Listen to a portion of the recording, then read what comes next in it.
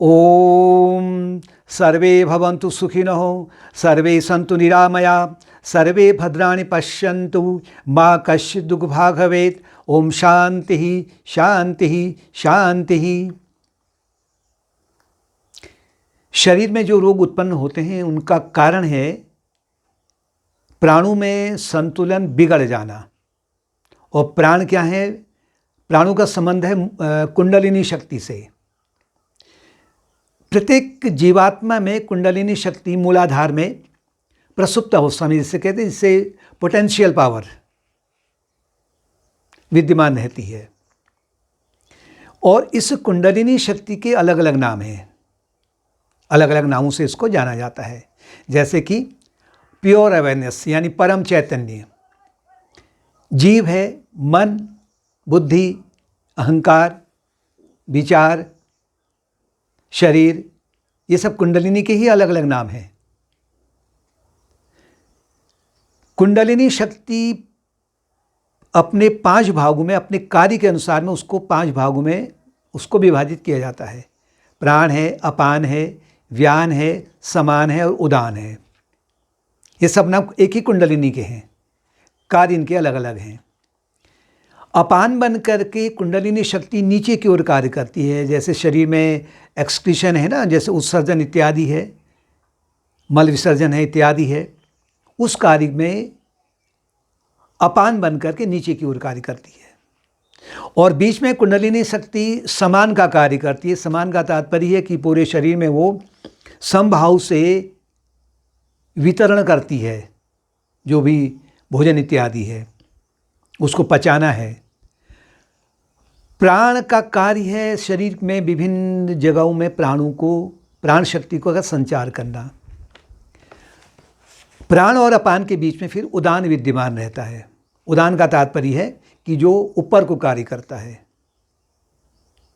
मृत्यु होती है तो उदान वायु ही या उदान प्राण ही या कुंडलिनी ही जीवात्मा को शरीर से निकाल करके अलग कर देती है या फिर दूसरे शरीर में प्रवेश कराती है। या स्वप्न में भी जीवात्मा को इस स्थूल शरीर से अलग कर करके स्वप्न जगत में ले जाती है। ये कुंडलिनी शक्ति का उदान प्राण का कार्य है। और व्यान पूरे शरीर में व्याप्त रहती है। ये कुंडलिनी के अलग अलग व्यक्त रूप हैं। अगर शरीर में प्राणों का संचार ठीक से नहीं हो रहा है तो भोजन का पाचन और उसका व्यवस्था वो ठीक से नहीं हो पाती है। एसिमिलेशन और डिस्ट्रीब्यूशन, अलग अलग भागों में भोजन जो पचा हुआ है वो अलग अलग भागों में भी ठीक से समान भाव से नहीं जा पाता है। इसलिए इससे क्या होता है कि शरीर में एक डिस्टर्बेंस हो जाता है, यानी कि शरीर में संतुलन बिगड़ जाता है। अगर प्राण ठीक से कार्य नहीं कर रहे हैं तो क्या होगा? यानी प्रारब्ध कर्मों के माध्यम से जब शरीर में प्राण ठीक से कार्य नहीं करते हैं तो वो शरीर को प्राण शक्ति छोड़ देती है। प्राण और अपान के कार्य को नियंत्रित कर करके समान प्राण पर भी नियंत्रण हो जाता है। समान इसमें से अब मुख्य आ गया है। समान पर जितना अधिक नियंत्रण होगा उतना ही अधिक सभी जो बाकी के जो 4 प्राण हैं, कुंडलिनी शक्ति के जो अलग अलग और जो 4 रूप हैं, उन सभी पर नियंत्रण हो जाता है। तो शरीर रोगों पर नियंत्रण करने योग्य बन जाता है, यानी रोग प्रतिरोधी बन जाता है शरीर। हृदय से, ये वाला हृदय नहीं बल्कि हृदय से, हृदय अनाहत चक्र अगर उसे कहें, वहाँ से 100 नाड़ियाँ, ये भी कुंडलिनी शक्ति की अलग अलग नाड़ियाँ हैं, प्राण शक्ति है, निकलती हैं। और फिर ये 100 नाड़ियाँ फिर और भी अन्य भागों में बढ़ जाती है, डिस्ट्रीब्यूशन हो जाता है। जैसे कि 100 शाखाएँ हैं, उसमें से और भी अन्य शाखाएँ निकल जाती हैं और वो पूरे शरीर में फिर बहते रहती हैं। शरीर का जो भी कार्य है उसको वो पूर्ण रूप से संचालित करते रहते हैं, एक प्रॉपर वे में, उससे कहें उचित ढंग से। अगर इन प्राणों में ठीक से कार्य नहीं हो रहा है, प्राण एक प्रकार का क्या है, जैसे कि शहर में नलों का जाल बिछा होता ना, तो नलों के जाल से क्या होता है कि उसमें एक जल बहता है उसमें, और जल सभी की जीवनी शक्ति है। किसी को जल कम मिल गया, किसी को कम मिलेगा, यानी किसी नल में ब्लॉकेज हो गया बिल्कुल टोटल, और किसी में अगर जहाँ ब्लॉकेज हुआ है तो दूसरी जगह क्या होगा कि वो फोर्स जो है ज़्यादा हो जाएगा। फोर्स ज़्यादा हो जाएगा तो उसमें एक बैलेंस बिगड़ जाता है, संतुलन बिगड़ जाता है।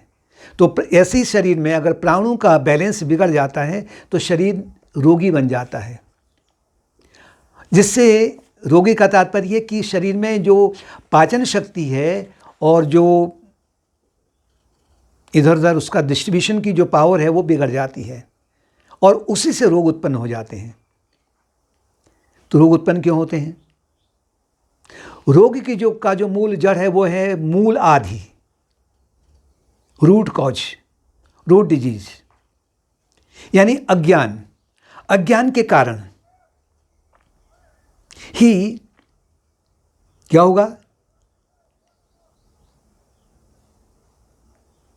जीवात्मा में या व्यक्ति में अनेक प्रकार की विकृतियां उत्पन्न हो जाती हैं अज्ञान के कारण, जिसे कहते हैं मानसिक रोग।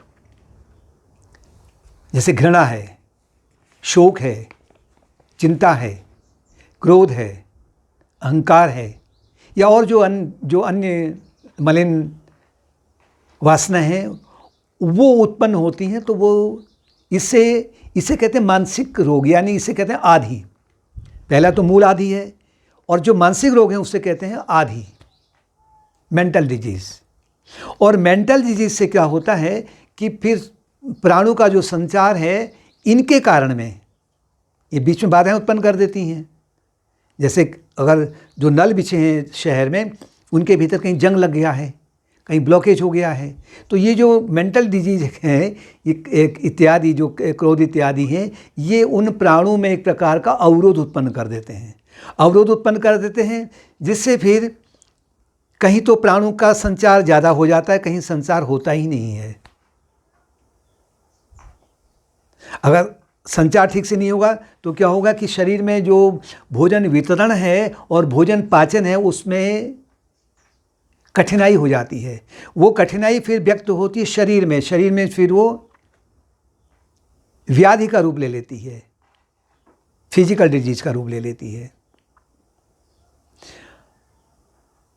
जैसे कि कोई नदी है ना, जब उफान आता है नदी में, उफनती नदी में क्या होता है कि पूरा एक सिस्टम बिगड़ जाता है। तो वैसे ही प्राण का जो शरीर में बहाव है उसमें एक प्रकार का एक अनियंत्रण रूप से बहाव होने लग जाता है। इससे क्या होता है, इस अनियंत्रण से क्या हो जाता है, जो शरीर में त्रिदोष हैं, आयुर्वेद के अनुसार में बात है, पित्त और कफ है, इन त्रिदोष में फिर बाधा उत्पन्न हो जाती है। बाधा उत्पन्न से क्या होगा कि शरीर पर फिर उसका प्रभाव पड़ने लग जाता है। इस रोग से निदान के लिए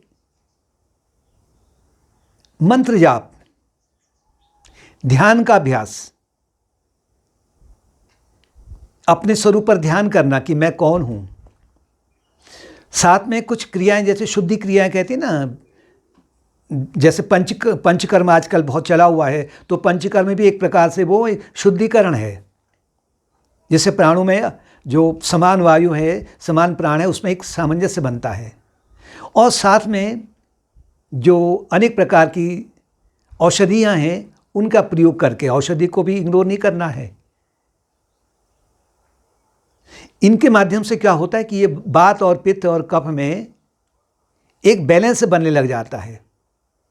क्योंकि जो प्राण है ना, उन प्राणों में फिर जो बहाव है, ऊर्जा शक्ति है या आनंद का जो स्रोत है, वो ऊर्जा शक्ति, कुंडलिनी शक्ति की जो ऊर्जा है वो ठीक से पूरे शरीर में ठीक से बहने लग जाती है और संचार ठीक होने लग जाता है। तो शरीर फिर उसके बाद में निरोग बन जाता है और शरीर निरोगी भी होने लग जाता है, यानी वो रोग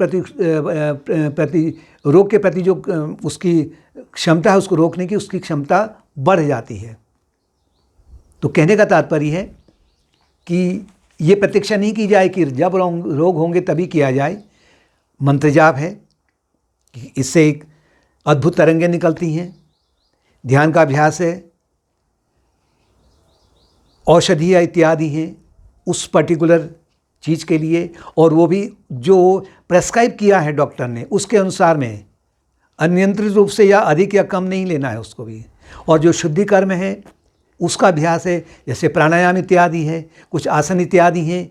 ये सब जो क्रियाएं हैं शरीर को निरोग बनाने में बहुत अधिक सफलता देते हैं, जिससे कि वो फिर अंत में आत्मज्ञान की प्राप्ति कर लेता है। तो फिर सभी रोगों की जड़ जो मूल आदि है, रूट कॉज है, अज्ञान है, वो समाप्त